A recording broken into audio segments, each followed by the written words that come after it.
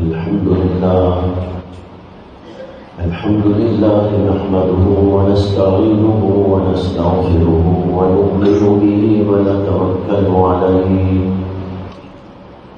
ونعوذ بالله من شرور أنفسنا ومن سيئات أعمالنا من يهده الله فلا مضل له ومن يضلله فلا هادي له ونشهد أن لا إله إلا الله وحده لا شريك له ونشهد أن سيدنا ومولانا محمدا عبده ورسوله صلى الله عليه وعلى آله وأصحابه وأزواجه وذرياته وسلم تسليما كثيرا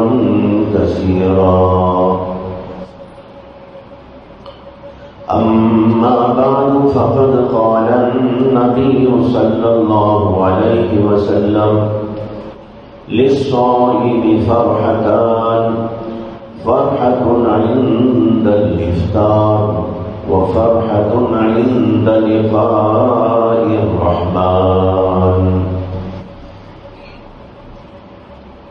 محترم حضرات، بھائیوں، بزرگوں، دوستوں، نبی اکرم صلی اللہ علیہ وسلم کی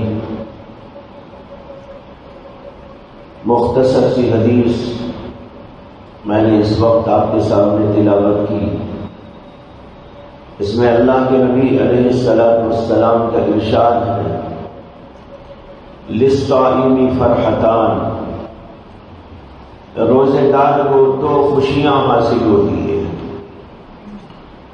فرحت عند الافطار،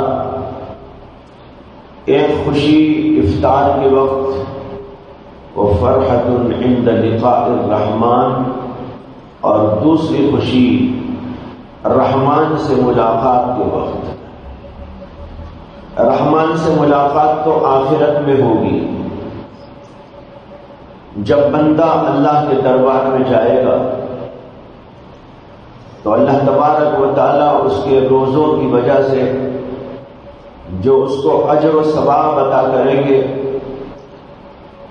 یہ انتہائی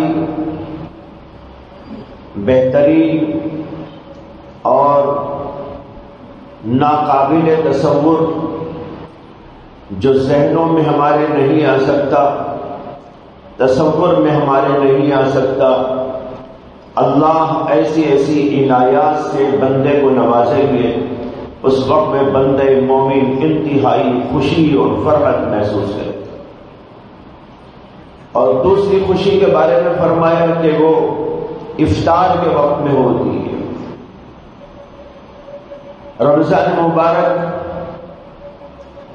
اختتام پر ہے، شاید کہ آج آخری دن ہو جائے، تو ہم روزانہ صبح سے لے کر شام تک روزہ رکھتے تھے اور شام میں افطار کرتے تھے. یہ روزانہ کا افطار ہے. اور پھر جب رمضان ختم ہوتا ہے تو پھر ایک اور افطار ہوتا ہے. ایک افطار تو روزانہ ہے، صبح سے شام تک روزہ رکھنا اور شام میں افطار کر لینا. اور پھر ایک افطار رمضان کے ختم پر ہوتا ہے کہ روزہ چھوڑ دیا جاتا ہے. افطار کے معنی ہے روزہ ترک کر دینا، روزہ چھوڑ دینا، روزہ کھول دینا. یہ تو روزانہ کا افطار ہے، اور ایک پورے ماہ کے بعد ایک افطار ہوتا ہے. اسی وجہ سے اس پر ایک عید مقرر کی گئی ہے جس کا نام ہے عید الفطر. عید الفطر کے معنی کیا ہے؟ افطار کی عید. یہ لفظ بھی فطر سے جو بنا ہے، یہ فطر وہی لفظ افطار ہے. عربی کی زبان میں اس کو کہتے ہیں، یہ لفظ مجرد سے آیا ہے، اور افطار کا لفظ یہ مزید فی کے باب سے آیا ہے. یعنی لفظ ایک ہی ہے، اسی ایک لفظ کو مختلف انداز سے استعمال کیا جاتا ہے.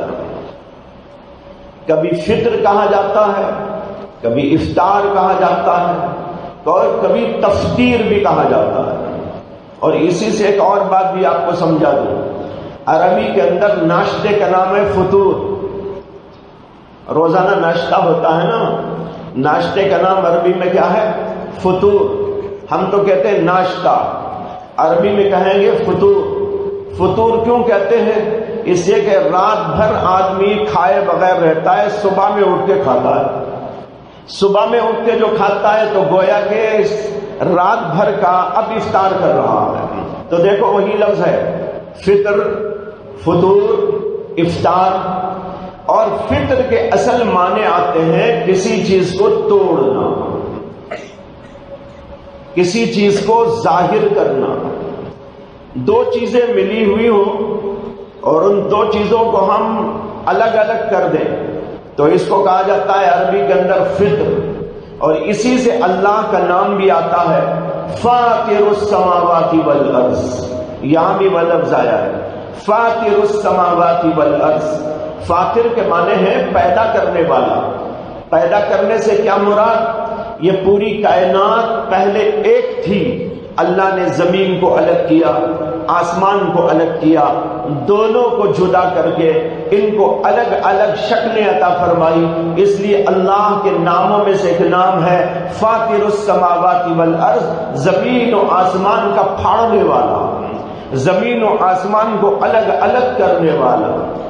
تو بہرحال بتائے رہا ہوں کہ لفظ فطر جو استعمال ہوتا ہے اس کی اصل حقیقت یہ ہے کہ کسی چیز کے اندر سے کسی چیز کو نکال دیا جائے. ہم روزہ رکھتے تھے روزانہ اور شام میں آ کر افطار کرتے تھے، یعنی اسے اس سے الگ کر دیتے تھے. اسی طریقے پر اب رمضان بھر روزہ رکھنے کے بعد جب رمضان کا آخری دن ہوتا ہے تو وہاں پر ایک اور فطر اور افطار ہوتا ہے.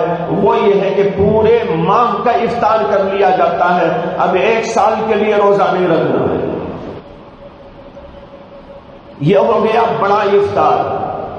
علماء کہتے ہیں کہ روزانہ جو افطار ہوتا ہے وہ چھوٹا افطار ہے، اور رمضان کے اختتام پر جو افطار ہوتا ہے وہ بڑا افطار ہے. اور ایک اور تعبیر یہ ہے، میں نے پہلے بھی عرض کیا ہے، ہم جو روزہ روزانہ رکھتے ہیں یہ چھوٹا روزہ ہے، اور رمضان ختم ہوتے ہی ایک بڑا روزہ شروع ہوتا ہے. بڑا روزہ کیا ہے؟ تمام گناہوں سے بچنے کا روزہ، آنکھ کی حفاظت کا روزہ، زبان کی حفاظت کا روزہ، دل کی حفاظت کا روزہ، تمام چھوٹے بڑے گناہوں سے روزہ. جیسے رمضان میں ہم بچتے ہیں کھانے سے اور پینے سے اور اپنی جائز لذات اور خواہشات سے، رمضان کے جانے کے بعد ایک بڑا روزہ شروع ہوتا ہے.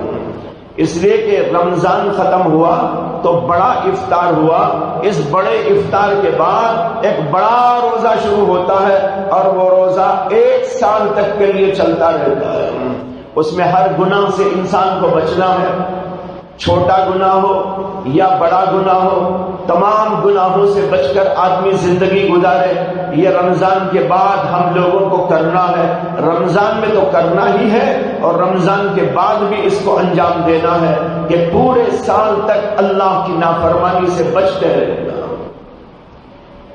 میں عرض یہ کرنے جا رہا تھا کہ ایک افطار روزانہ ہوتا ہے اور ایک افطار رمضان کے اختتام پر ہوتا ہے، اور اسی اختتام پر عید الفطر کو اللہ نے مشروع کیا ہے، افطار کی عید، یعنی روزہ ختم کر دینے کی عید. حدیث پاک میں جو فرمایا نبی اکرم صلی اللہ علیہ وسلم نے کہ للصائم فرحتان،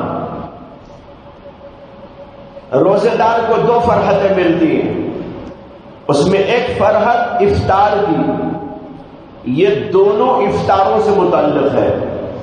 چھوٹا افطار جو روزانہ ہوتا ہے اس کے بارے میں بھی، اور جو اختتام رمضان پر افطار ہوتا ہے اور عید الفطر منائی جاتی ہے اس کے بارے میں بھی. لہذا اس موقع پر مومن کو، روزے دار کو دو خوشیاں حاصل ہوتی ہیں، ایک افطار کے وقت کی خوشی اور ایک اللہ سے ملاقات کے وقت کی خوشی، اور ایک روزانہ جو افطار کرتا ہے اس وقت کی خوشی، اور ایک اس وقت جب کہ وہ رمضان کو ختم کرتا ہے اور عید الفطر مناتا ہے تو اس وقت کی خوشی، یہ دونوں خوشیاں اس لفظ کے اندر داخل ہیں۔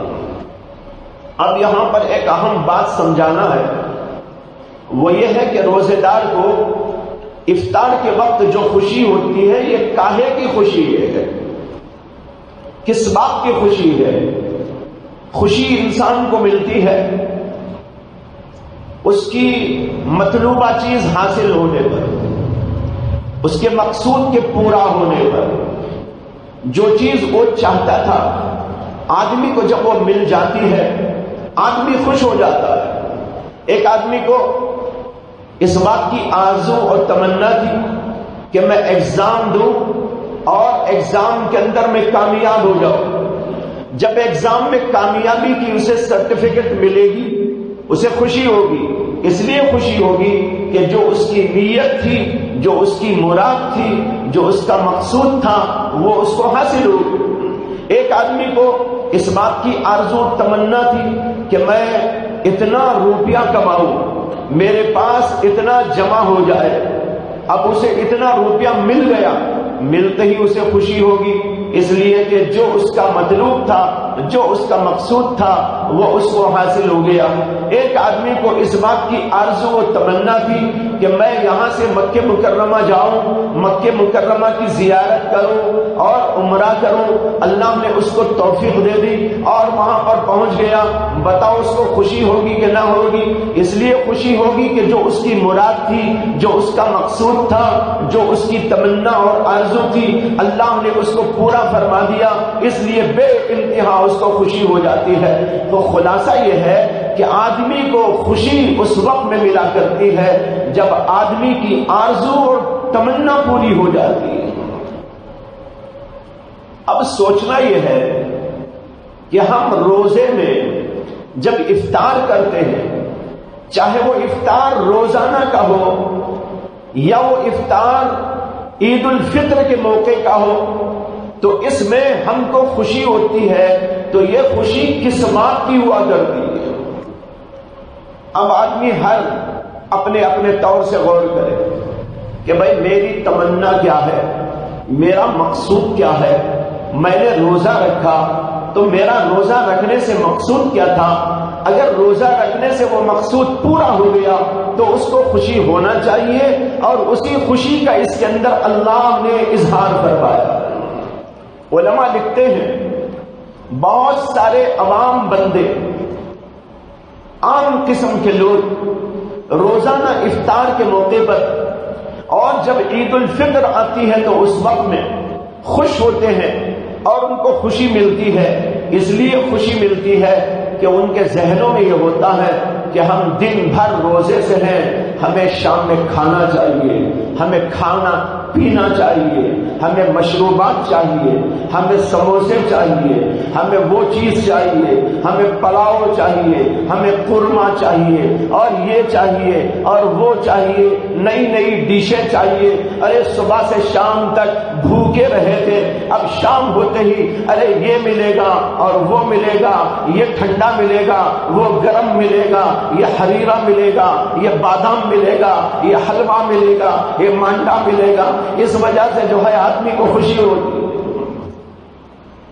تو جس آدمی کے دل کے اندر یہ ہو کہ روزہ رکھنے کے بعد مجھے کھانا کھانا ہے، روزہ رکھنے کے بعد مجھے حلوہ کھانا ہے، روزہ رکھنے کے بعد مجھے حریرہ پینا ہے، تو جو آدمی ذہن میں یہ رکھے گا جب افطار کا وقت آئے گا اور یہ نعمتیں اللہ کی اس کے سامنے آئیں گی، اسے بے انتہا خوشی ہوگی۔ ماشاءاللہ ہر طرح کی نعمت میرے سامنے موجود ہے، اور خوب مزے لے لے کر کھانا شروع کر ڈالے گا اور خوش ہو جائے گا۔ یہی حال ان بندوں کا بھی ہوتا ہے جو بندے عید الفطر کے موقع پر خوشی مناتے ہیں۔ بہت سارے بندے وہ ہوتے ہیں جب ان کو رمضان مبارک کا مہینہ ملتا ہے اور اس کے اندر وہ روزے رکھتے ہیں تو یہ دل میں ان کے ہوتا ہے رمضان ختم ہوگا تو ہمیں اچھے اچھے کپڑے پہننا ہے، رمضان ختم ہوگا تو گھر میں نئی نئی ڈشیں بنا کے کھانا ہے، بریانی ضرور پکنی ہے، بریانی کے بغیر عید نہیں ہو سکتی، شیر خرمے کے بغیر عید نہیں ہو سکتی، فلاں فلاں قسم کی چیزوں کے بغیر عید نہیں ہو سکتی، نیا جوتا چاہیے، نیا کپڑا چاہیے، نئی ٹوپی چاہیے، نئی واچ چاہیے، اور یہ نعمتیں چاہیے۔ جب رمضان ختم ہوگا رمضان ہی سے شروع کر دیتے ہیں لوگ کہ یہ چیزیں جمع کرتے رہے،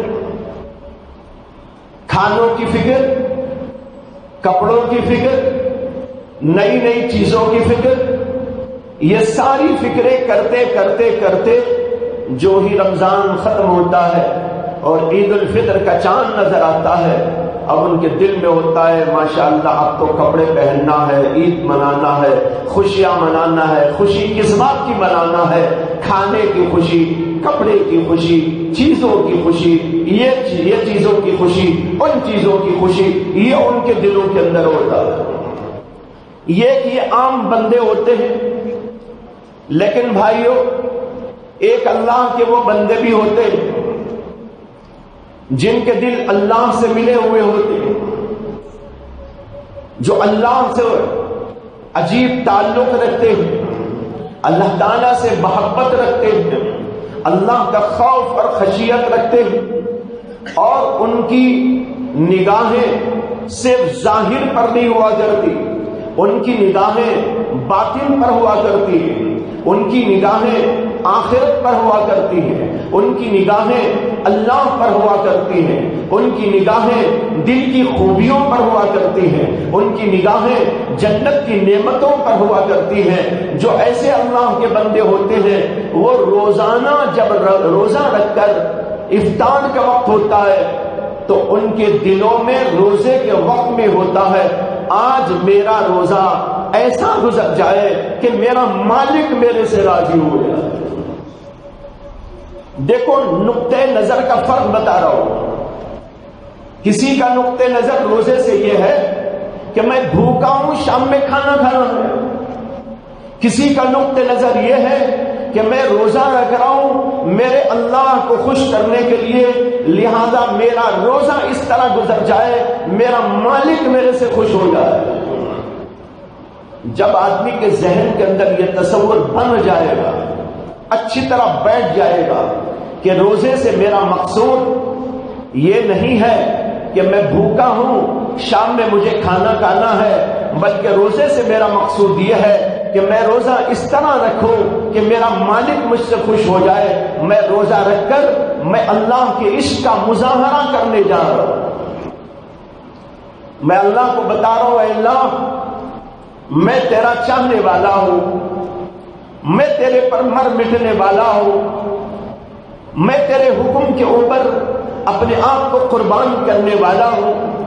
آپ نے حکم لگا دیا کھانا نہ کھاؤ، میں اس لیے کھانا نہیں کھا رہا ہوں۔ آئے اللہ آپ نے حکم دے دیا پانی کا ایک قطرہ تیرے حلق کے نیچے نہ اترے، اس لیے میں بغیر پانی کے رہ رہا ہوں۔ اے اللہ آپ نے حکم دے دیا اپنی جائز خواہشات کو چھوڑ دو، میں نے جائز خواہشات کو بھی چھوڑ دیا ہے تاکہ آپ راضی ہو جائے، آپ کی رضا مجھ کو حاصل ہو جائے، آپ کا قرب مجھ کو حاصل ہو جائے، اس کے لیے میں روزہ رکھ رہا ہوں۔ یہ بندہ جب روزے کے سلسلے میں ذہن میں یہ تصور بنا لیتا ہے کہ روزہ مجھے اس لیے رکھنا ہے تو پھر وہ دن بھر اس طرح گزارتا ہے کہ اس کا پورا دن اللہ کی اطاعت میں، اللہ کی فرمانبرداری میں، تمام گناہوں سے بچنے میں، آنکھوں کی حفاظت میں، زبان کی حفاظت میں، کانوں کی حفاظت میں اور تمام کے تمام اعضاء کی حفاظت میں گزرتے ہیں، یہاں تک کہ جب شام ہوتی ہے تو اسے افطار کے وقت بے انتہا خوشی ہوتی ہے۔ کس بات کی خوشی؟ اس بات کی خوشی کہ اللہ کا فضل ہے کہ میں نے دن بھر روزہ اس طرح گزارا کہ میری آنکھ نے غلطی نہیں کی، میری زبان سے میں نے کوئی غلط بات نہیں کہی، کان سے میں نے کوئی غلط بات نہیں سنی، میں نے غیبت نہیں کی، میں نے چغلی نہیں کھائی، میں نے کسی کو گالی نہیں دی، میں نے کسی کو برا بھلا نہیں کہا، میری آنکھ سے میں نے کوئی غلط کام نہیں کیا، غلط چیزوں کو میں نے نہیں دیکھا، میرے دل کو دماغ کو بھی محفوظ رکھا اور اس کے اندر بھی کسی غلط بات کے آنے کے لیے میں نے موقع نہیں دیا۔ اس طریقے پر دل کو، دماغ کو، زبان کو، ہاتھ کو، پیر کو، آنکھ کو، کان کو، سب چیزوں کو محفوظ رکھتے رکھتے جب شام ہوتی ہے بندے کو بے انتہا خوشی ہوتی ہے۔ یہ ہے فرحۃ للصائم کہ بندے کو جو ہے افطار کے وقت میں خوشی ہوتی ہے، اسے کھانے کی خوشی نہیں ہوتی، اسے خوشی اس بات کی ہوتی ہے میرا مالک میرے سے راضی ہو گئے۔ دنیا میں دو طرح کے لوگ ہوتے ہیں، جو عشق کا دعویٰ تو کرتے ہیں لیکن کچھ وہ لوگ ہوا کرتے ہیں جن کو مطلب ظاہری چیزوں سے ہوا کرتا ہے، کچھ وہ لوگ ہوا کرتے ہیں جن کو مقصود اللہ کی رضا ہوا کرتی ہے۔ مولانا رومی نے لکھا ہے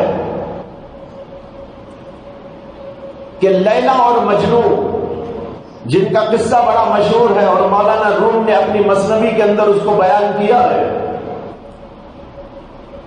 مجنو اس کا نام تھا قیس، لوگوں نے اس کا نام مجنو رکھ دیا، اس لیے مجنو رکھ دیا کہ وہ لیلا کی محبت میں مجنونانہ افعال کرتا تھا، دیوانہ ہو گیا۔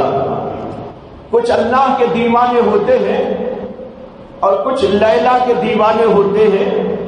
مولانا روم نے کہا کچھ لیلا کے دیوانے اور کچھ مولا کے دیوانے، ہمیں تو مولا کا دیوانہ بننا ہے، لیلا کا دیوانہ نہیں۔ لیلا کے دیوانے، بہرحال مجنو جب وہ عشق میں مبتلا ہو گیا لیلا کی، تو اس کو دیکھ کر اور بھی بہت سارے جھوٹے لوگ وہ بھی مجنو بن کے آ گئے۔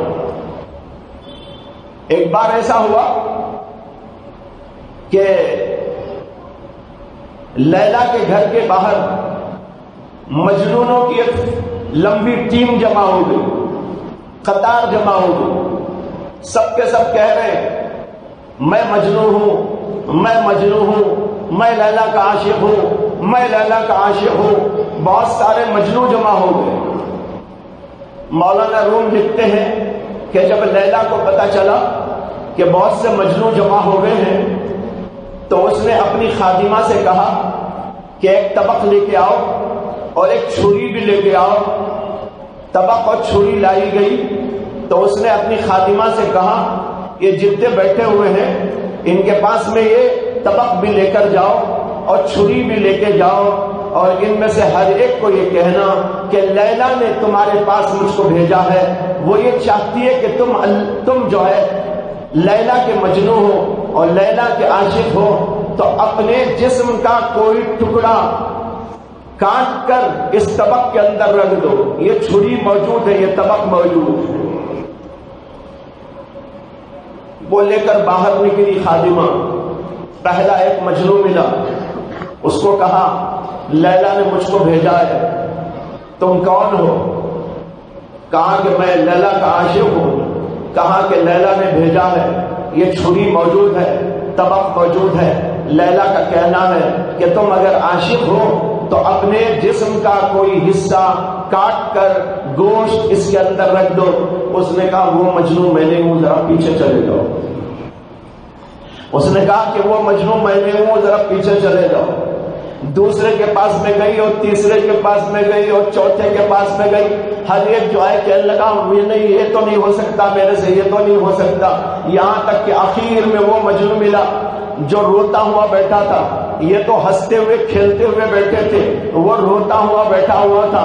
اس کے پاس میں لیلا کی خادمہ پہنچی اور طبق لے کر، چھری لے کر، اور اس کو جا کر کہا میں لیلا کی طرف سے آئی ہوں۔ وہ جو ہے روتے روتے پوچھنے لگا کیا اس نے کہا ہے؟ کہا کہ یہ کہا ہے کہ اپنے جسم کا کوئی حصہ تو جو ہے کاٹ کے اس کے اندر رکھ دو۔ اور کسی مجنون نے، جھوٹے مجنون نے یہ بھی پوچھا تھا کہ لیلا نے یہ تو نہیں بتایا میں کہاں کا حصہ زبان کا کاٹ کے رکھوں یا ہاتھ کا کاٹ کے رکھوں یا پیر کا کاٹ کے رکھوں یا پیٹھ کا کاٹ کے رکھوں یا پیٹ کا کاٹ کے رکھوں، یہ ذرا پوچھ کے آ جاؤ۔ لیکن اس نے کیا کیا، جو ہی یہ پیغام اس کو ملا تو اس نے اپنے جسم کے ہر عضو سے ایک ایک ٹکڑا نکال کے اس طبق کے اندر رکھ دیا۔ اب یہ واقعہ کہاں تک سچا کہاں تک جھوٹا یہ تو الگ رکھیے گا بحث۔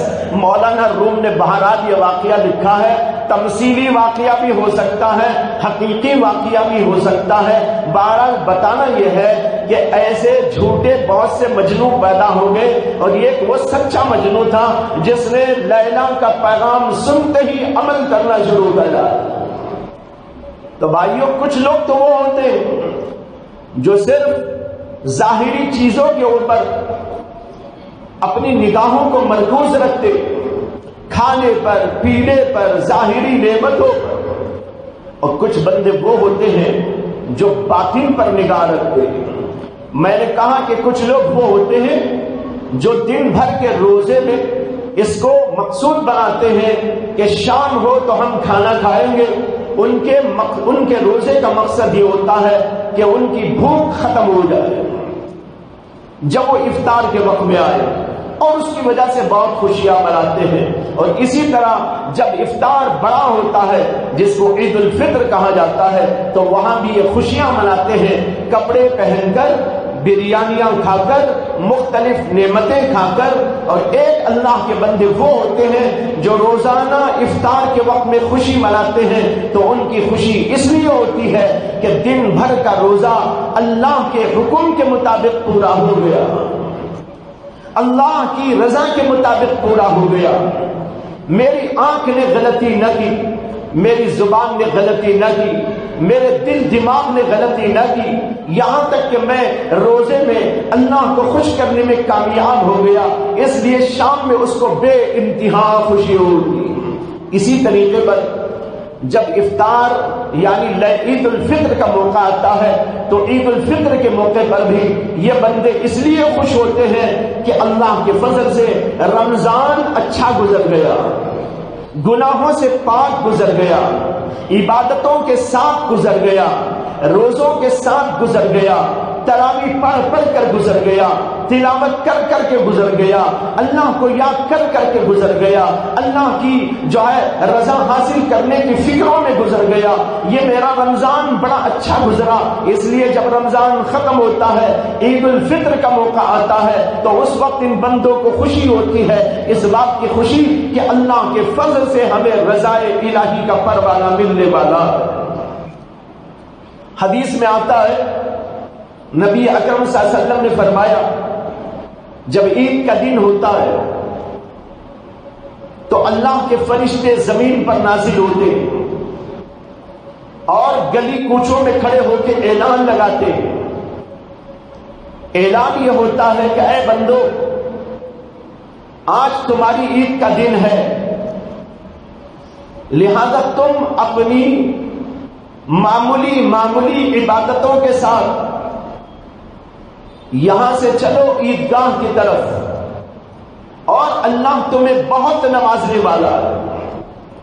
یہ اعلان ہوتا ہے اور اسی اعلان کا اثر یہ ہوتا ہے کہ ہمارے دلوں کے اندر عیدگاہ کو جانے کی طلب پیدا ہوتی ہے، اندر سے ایک جذبہ پیدا ہوتا ہے، اور لوگ بے تحاشا عیدگاہوں کی طرف چلنا شروع کر دیتے ہیں، وہاں پر جاتے ہیں، دوگانہ نماز ادا کرتے ہیں۔ دیکھو عید کے دن دوگانہ نماز ادا کی جاتی ہے، یہ اللہ کے شکرانے کے طور پر کہ اللہ آپ نے روزوں کی توفیق دی، آپ نے تراویح کی توفیق دی، آپ نے نیکیوں کی توفیق دی، آپ نے خیرات کی توفیق دی، آپ نے زکوٰۃ نکالنے کی توفیق دی، آپ کے بندوں کی خدمت کی توفیق دی۔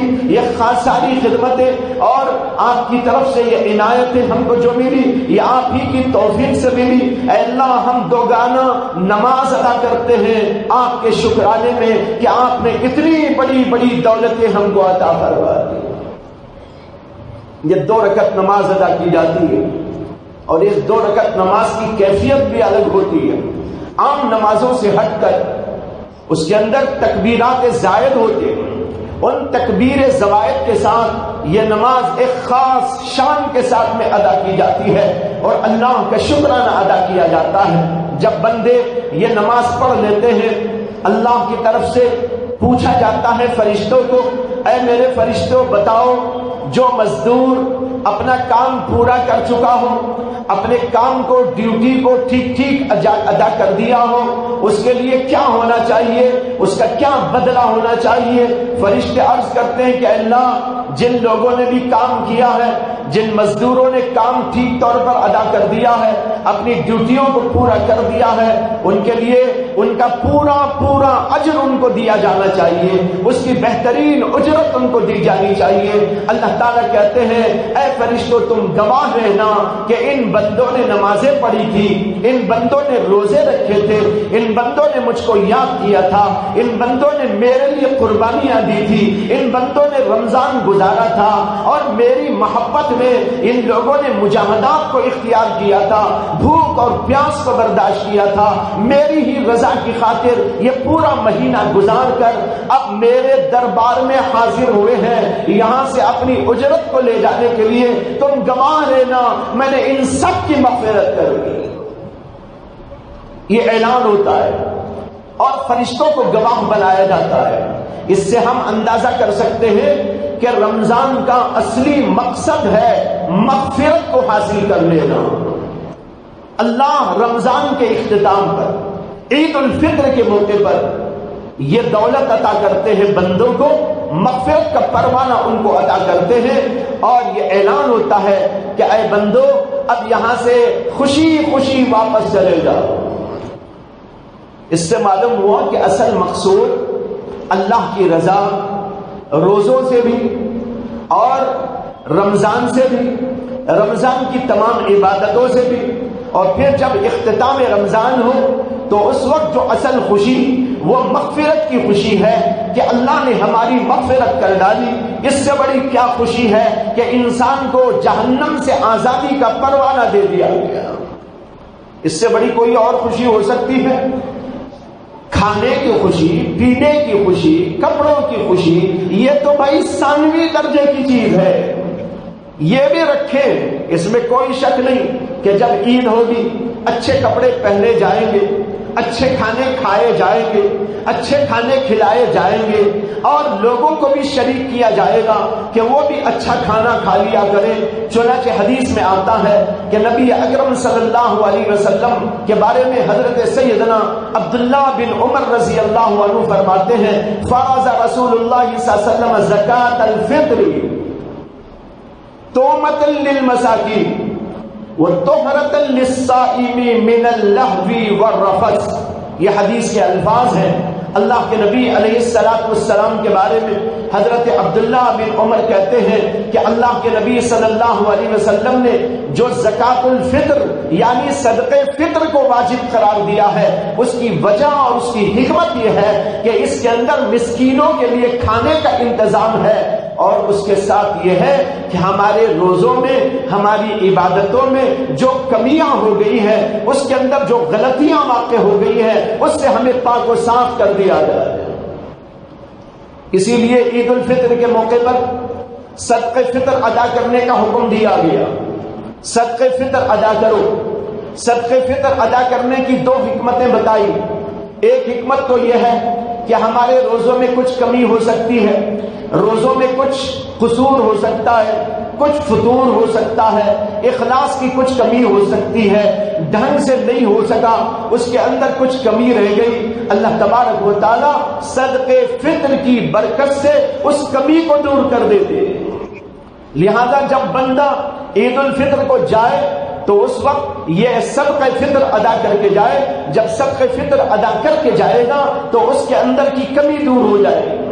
اور یہ کون نہیں جانتا کہ ہمارے روزوں میں تو کمی ہوتی ہی ہے، عبادتوں میں کمی ہوتی ہے، کچھ نہ کچھ قصور اور فتور رہتا ہے، اس کے اندر کوئی شک و شبہ نہیں۔ ہم کوئی دعویٰ نہیں کر سکتے، کتنا بھی بڑے سے بڑا ہو وہ دعویٰ نہیں کر سکتا کہ میری عبادت میں کوئی قصور نہیں، جبکہ محمد عربی صلی اللہ علیہ وسلم تک یہ فرما گئے لا احصی ثناء علیک انت کما اثنیت علی نفسک، اے اللہ میں آپ کی ایسی حمد و ثنا نہیں کر سکتا جو آپ کے شایان شان ہو۔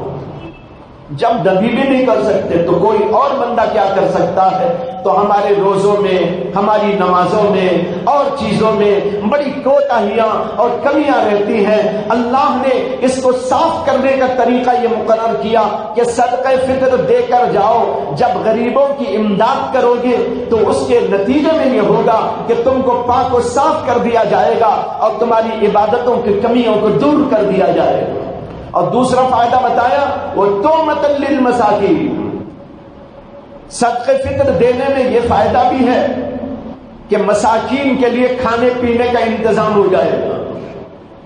تم تو کھاؤ بریانی، تمہارے پڑوس میں کوئی غریب ہو جو بھوکا مر رہا ہو، اس کے گھر کے اندر فقر و فاقہ ہو، اس کے بچے تنگدستی میں مبتلا ہو، اس کے بچوں کے لیے کھانے کا انتظام نہ ہو، شریعت مطہرہ کہتی ہے اپنے پڑوسیوں کا لحاظ رکھو، اپنے پاس آس کے رہنے والے غریبوں کا بھی خیال رکھا کرو، بیواؤں یتیموں کا خیال رکھا کرو، مسکینوں کا خیال رکھا کرو، اور اسے ہمیشہ بھی رکھا کرو، لیکن خاص عید الفطر کے دن تو بڑا اہتمام اس بات کا کرو کہ تمہارے آس پاس کے تمام فقراء تمہارے ساتھ عید کے اندر شامل ہو جائے۔ اگر تمہارے گھر میں اچھا کھانا پک رہا ہو، ان کے گھروں کے اندر بھی بہترین کھانا پک رہا ہو، تمہارے بچے کپڑے پہن رہے ہو تو ان کے بچے اس سے محروم نہ ہو، وہ بھی خوشیوں کے اندر تمہارے ساتھ میں شریک ہو۔ اس کے لیے اللہ کے نبی علیہ السلام نے یہ صدقہ فطر واجب فرمایا۔ صدقہ فطر عید الفطر کی نماز کو جانے سے پہلے دے کر جانا چاہیے۔ حدیث میں آتا ہے کہ اللہ کے نبی نے فرمایا جس نے عید کی نماز کو جانے سے پہلے یہ صدقہ دیا اس نے تو صدقہ فطر دیا، اور جو آدمی کے نماز کو جانے سے پہلے ادا نہ کیا وہ ایک عام صدقہ ہے، یعنی اسے صدقہ فطر کا ثواب نہیں ملے گا، جو صدقہ فطر کی برکت ہے وہ نہیں ملے گی۔ صدقہ فطر کی برکت ابھی آپ کو بتائی، طہرۃ للصائم من اللغو والرفث، اس کے اندر جو گناہ یا برائیاں، جو کمیاں، جو کوتاہیاں ہوتی ہیں اللہ اس کو پاک و صاف کرتے ہیں، یہ اس کو حاصل نہ ہوگا۔ اور فرمایا کہ جو پہلے دے کر جائے وہ تو ہے صدقہ فطر، اور جو بعد میں دے گا وہ اس کا عام صدقہ شمار ہوگا۔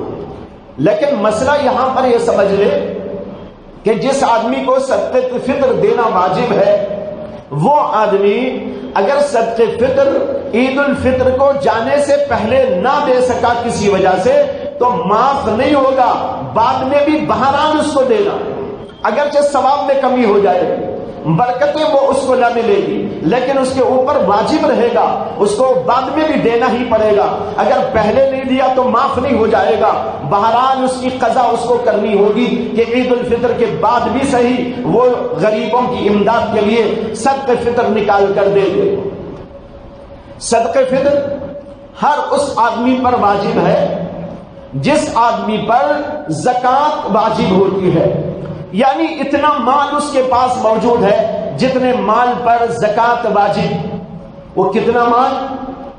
سونے کے لحاظ سے 80 پر 7 گرام سونا جس کے پاس بھی موجود ہو، مرد کے پاس ہو یا عورت کے پاس ہو، اور اگر سونا نہیں تو چاندی موجود ہو، اور چاندی 612 گرام جس آدمی کے پاس موجود ہو اس کو چاہیے کہ وہ صدقہ فطر ادا کرے، اس کے اوپر زکوٰۃ بھی واجب ہے، اس کے اوپر صدقہ فطر بھی واجب ہے، اس کے اوپر قربانی کے دنوں میں قربانی بھی واجب ہے۔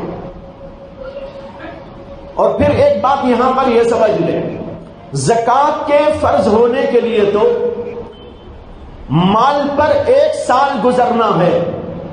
مثلا ایک آدمی کو آج مال ملا تو فوراً اس کے اوپر زکوٰۃ واجب نہیں ہو جائے گی، اگرچہ اس کے پاس 80 پر 7 گرام سونا ہے یا 612 گرام چاندی ہے یا اس کے برابر پیسہ موجود ہے، تو آج اگر اس کو ملا تو اس پر زکوٰۃ واجب ابھی نہ ہوگی بلکہ 1 سال گزرنے پر ہوگی۔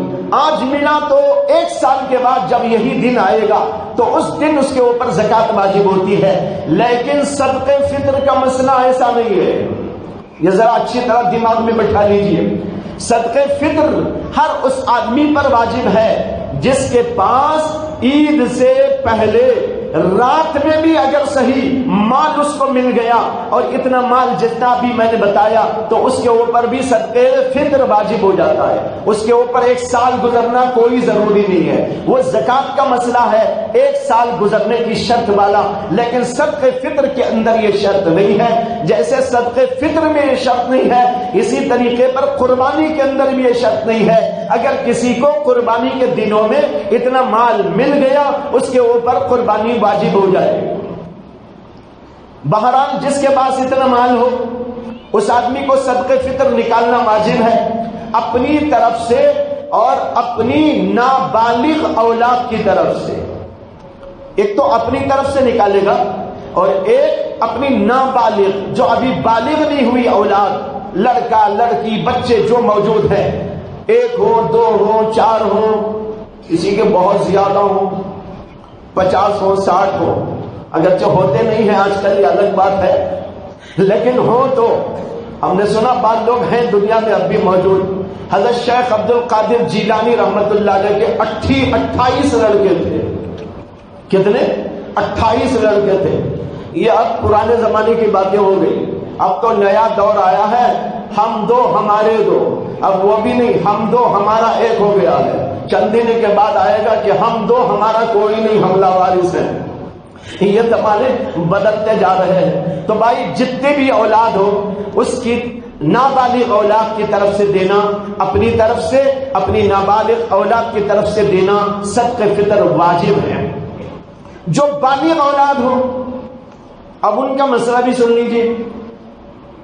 باپ ہے اور اس کے بچے ہیں، کچھ بچے نابالغ ہیں، نابالغ کی طرف سے بھی باپ ادا کرے گا، لیکن جو بالغ بچے ہیں وہ خود اگر مالدار ہیں، وہ خود اگر اتنا مال اپنے پاس رکھتے ہیں تو وہ خود اپنا صدقہ فطر نکالا کریں گے، اور اگر ان کے پاس اتنا مال موجود نہ ہو تو ان کے اوپر صدقہ فطر واجب نہیں ہے، نہ وہ خود ادا کریں نہ ان کے باپ ادا کریں۔ لیکن باپ اگر ان بچوں کی طرف سے بھی ادا کر دینا چاہتا ہے کہ بھئی نابالغ کی بھی بالغ کی بھی میرے گھر کے سب افراد کی بھی میں نکال دینا چاہتا ہوں تو بہت خوش قسمتی کی بات ہے، بہت اچھی بات ہے۔ صدقہ فطر کتنا نکالا جاتا ہے اس کے بارے میں علماء نے لکھا ہے 2.25 کلو گیہوں یا اس کی قیمت، 2.25 کلو گیہوں یا اس کی قیمت۔ 2.25 کلو گیہوں کی قیمت آج کل کے لحاظ سے جو عام اور ایک میڈیم قسم کی گیہوں ہوتی ہے اس کے لحاظ سے 60 پر 5 روپے لگائے گئے ہیں، 60 پر 5 روپے۔ تو ایک آدمی کا صدقہ فطر 60 پر 5 روپے، اور اگر کوئی 70 دے دینا چاہے، 100 دے دینا چاہے، 200 دے دینا چاہے اپنی طرف سے، ایک آدمی کی طرف سے، اس میں کوئی پابندی نہیں، کم سے کم 60 پر 5 روپے دینا ہوگا۔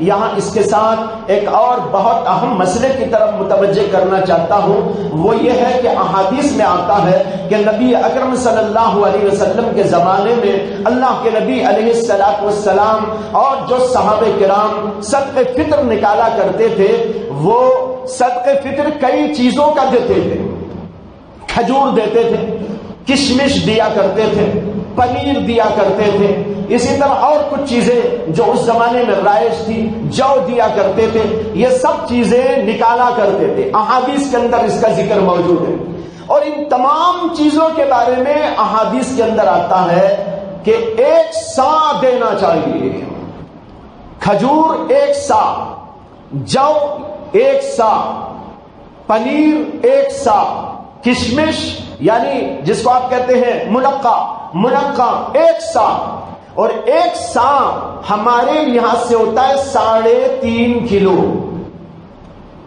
کتنا ہوگا بھائی؟ یاد رکھیے ذرا مسائل، 3.5 کلو۔ ایک سا دینا ہے تو مطلب 3.5 کلو دینا. تو اللہ کے نبی صلی اللہ علیہ وسلم کے دور میں، حضرات صحابہ کرام کے دور میں، یہ حضرات 3.5 کلو جو ہے وہ کھجور دیا کرتے تھے ایک آدمی کا صدقہ فطر. اسی طرح 3.5 کلو جو دیا کرتے تھے. جو دینا چاہتا تھا وہ 3.5 کلو جو دیتا تھا. جو کھجور دینا چاہتا تھا وہ 3.5 کلو جو ہے کھجور دیا کرتا تھا. جو کشمش دینا چاہتا تھا وہ 3.5 کلو کشمش دیا کرتا تھا. یہ طریقہ تھا. حضور اقدس صلی اللہ علیہ وسلم کے دور میں گیہوں کا سلسلہ نہیں تھا. گیہوں اسی وقت میں آئی تھی اور ملک شام سے آنے لگی تھی. ملک شام میں اس کی پیداوار تھی. مدینے میں، عرب کے علاقوں میں اس کا کوئی رواج موجود نہیں تھا. جب شروع میں یہ آئی ہے تو بہت مہنگی بکا کرتی، بہت مہنگی، اور اتنی مہنگی کہ کھجور اور دیگر چیزوں کے لحاظ سے اس کی قیمت دگنی ہوا کرتی تھی. یعنی 3.5 کلو اگر کھجور ایک آدمی دے گا تو اس کی جتنی قیمت ہوتی تھی گیہوں کی قیمت لگائیں تو اس کی ڈبل ہو جاتی تھی. فرض کرو کہ اگر اس کی قیمت 100 روپے ہے تو گیہوں کی قیمت 200 روپے، کھجور سے زیادہ اس کی قیمت تھی. اس زمانے میں حضرات صحابہ رضوان اللہ تعالی علیہ اجمعین میں سے بعض حضرات صحابہ نے جب یہ دیکھا گیہوں مہنگی ہے، کھجور ذرا سستے ہیں، یہ ایک جو ہے جتنے میں یہ آتا ہے اس کا ڈبل اس کے لیے لگ جاتا ہے، تو ان حضرات صحابہ کرام نے یہ فرمایا کہ گیہوں اگر آدھا سا دے دیا جائے تو بھی کافی ہے. یعنی اس کا آدھا، اور اس کا آدھا کریں تو کتنا ہوگا؟ 3.25 کلو. 3.5 کلو کا اگر آدھا کریں تو کتنا ہوگا؟ 2.25 کلو. یہ 2.25 کلو کا جو رواج چلا ہوا ہے یہ اس بنا پر ہے کہ اس زمانے کے اندر گیہوں کی قیمت کھجور سے بھی دگنی تھی. اس لیے حضرات صحابہ کرام نے کھجور کے مقابلے میں گیہوں کی آدھی قیمت مقرر کی اور گیہوں کو 2.25 کلو دینا یہ جائز قرار دیا. لیکن بھائی آج کے ہمارے زمانے کے اندر ذرا حالات بدل گئے ہیں. کھجور کی قیمت زیادہ ہے، گیہوں کی قیمت بہت کم ہے، بلکہ آپ دیکھیں تو کئی گنا کا فرق ہوتا ہے. اسی طرح کشمش کی قیمت آج دیکھ لیں تو گیہوں کے اعتبار سے وہ بہت زیادہ قیمتی ہے اور یہ اس کے مقابلے میں کم ہے. اس اعتبار سے ہمارے علماء اس بات کی طرف توجہ دلاتے ہیں کہ اگر کوئی 2.25 کلو گیہوں دینا چاہے دے تو سکتا ہے، اس لیے کہ اوپر سے صحابہ کرام سے مروی ہے. لیکن اگر آج کے حالات کو مد نظر رکھتے ہوئے وہ اگر کھجور دے دیا کرے تو بہت اچھا ہے، کشمش دے دیا کرے تو بہت اچھا ہے. جن کو اللہ نے مال فراوانی سے دیا ہے، جن کو اللہ نے بڑی دولتوں سے نوازا ہے، وہ گیہوں کے حساب سے غریبوں کی امداد کرنے کے بجائے کھجور کا حساب لگا کے دے دے، کشمش کا حساب لگا کے دے دے، اور ایک سا کا یعنی 3.5 کلو، 3.5 کلو کشمش، 3.5 کلو یہ جو ہے کھجور، اس کی قیمت لگا کر دے. اب بازار سے معلوم کر سکتے ہیں کہ اس کی قیمت کتنی ہو سکتی ہے. اس کے لحاظ سے اگر اس کو دیا جائے گا تو بہت سے غریبوں کی امداد کا ایک بہترین سلسلہ شروع ہو سکتا ہے. بہرحال وہ بھی دے سکتے ہیں، جیسے کہ میں نے کہا 60 پر 5 روپے دینا جائز ہے، بالکل جائز ہے.